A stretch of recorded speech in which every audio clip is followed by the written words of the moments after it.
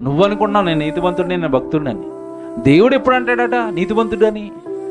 దేవుడు ఎప్పుడు అంటాడట గొప్పవాడు అని? దేవుడు ఎప్పుడు అంటాడట నా కూతురు నా కొడుకు అని? దేవుడు ఎప్పుడు అంటాడు అంటే సమస్తమైన ఆజ్ఞలను అనుసరించి మనం నడుచుకోవాలి. దేవుడు చెప్పిన ఆజ్ఞ ప్రకారం నువ్వు నడవాలి.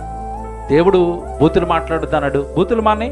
దేవుడు అసభ్యకరమైనవి చూడొద్దు అన్నాడు, చూడటం మానే.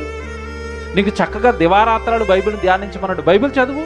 ఇలా దేవుడు ఆజ్ఞను నీ జీవితంలో నువ్వేం పాటిస్తున్నావు?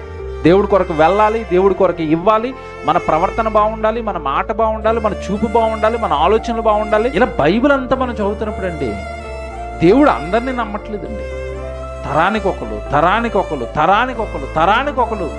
దేవుడికి నమ్మకస్తులైన వాళ్ళు కనపడుతున్నారు. ఎప్పుడైతే దేవుడి మాటలు మనం వింటం మానేస్తామో, మీ అందరూ చెప్తున్నానండి, దేవుడి మాటలు మీరు ఎప్పుడైతే వింటం మానేస్తారో మీలో పాపం ఎడలున్న భయం మొట్టమొదట పోతుంది.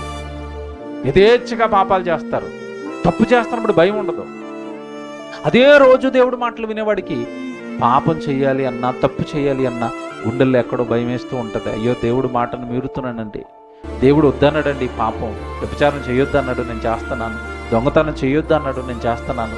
అబద్ధాలు ఆడొద్దు అన్నాడు, ఎందుకు తరచుగా నా నోట్లో అబద్ధాలు వచ్చేస్తున్నాయి. కోపం వద్దన్నాడు, ఎప్పుడు కోపపడుతున్నాను. బూతులు వద్దన్నాడు, ఎప్పుడో నా నోట వస్తున్నాయి. తప్పుడు ఆలోచనలు చేయొద్దు అన్నాడు, ఊహల్లో కూడా చెడు ఉండకూడదు అన్నాడు, నేను అవే ఊహిస్తున్నాను. ఎందుకు నేను అలా మారిపోతున్నాను అని రోజు వాక్యం వినేవాడు తన మనస్సాక్షినో తన హృదయాన్నో గద్దించుకుంటూ ఆ పాపం వైపు వెళ్ళడానికి భయపడతాడు. అదే వాక్యం వినవాడు యథేచ్ఛగా ఏ పాపం పడితే ఆ పాపం వాడు చేస్తూ ఉంటాడు. హృదయాన్ని కట్టేది దేవుడి వాక్యం అండి.